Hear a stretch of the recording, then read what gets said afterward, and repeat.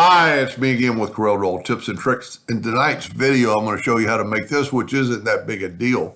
But I'm going to use two ways to do things. The way I normally do it and then another way. And it all depends on what you get used to. So I drew an ellipse and then I'm going to bring it over. Normally, what I do is take the Smart Fill tool and fill that in to get that new shape. And that's probably the way I'm still going to do it. But you can always go here and go intersect, and then that made that shape. So it's just personal preference which one you feel the best with. Now, another way is Control D, make a duplicate. We're going to move the rotation. We're going to rotate it 10 degrees. Now, what I normally do is take the Smart Fill tool, fill that in, and I got a new shape. But what you could also do is one of these is going to be on top. And so in this case, it doesn't really matter. We're going to go back minus front. And now you have just that shape. And normally I fill in the interactive fill tool with a color, but you don't have to.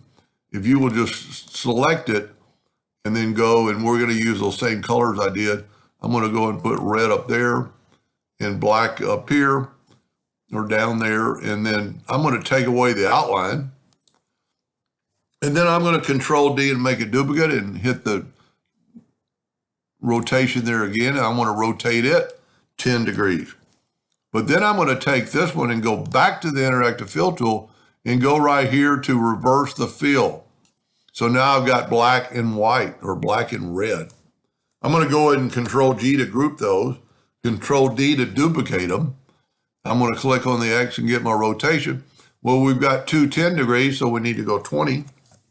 And then Control D all the way around.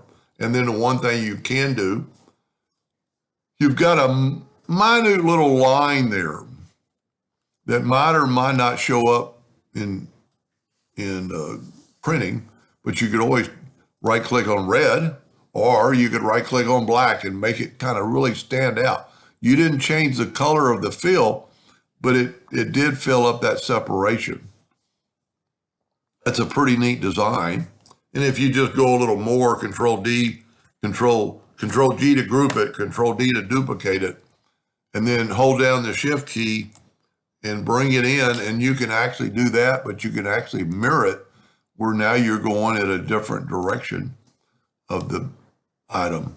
And you could do that, 10 different times, and you could bring it all the way out here to, well, that wouldn't look good. I'm holding down the Shift key. I guess in this case, that's about as good as it's going to get. But you can make those red, kind of make it stand out. Anyway, so think about the two different ways you can basically make a shape. Hope that helped. Thank you for watching.